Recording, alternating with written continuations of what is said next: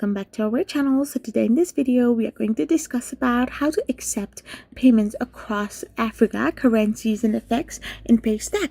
So without wasting much of our time, let's get straight into the video.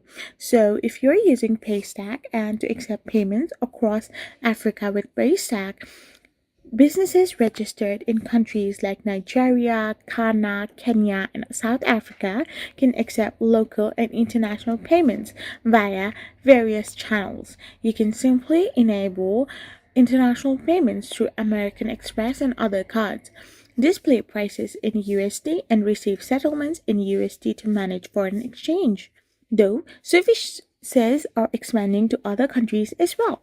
So you can simply accept local payments via cards, mobile money, USSD, and QR codes. And you can accept international payments by internationally issued cards like American Express.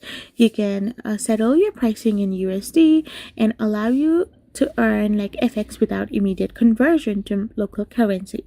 So this is how you can simply do it. I hope you found this video helpful. So don't forget to hit that subscribe button and to give us a thumbs up. We will be back again with more informative videos. Thank you for watching.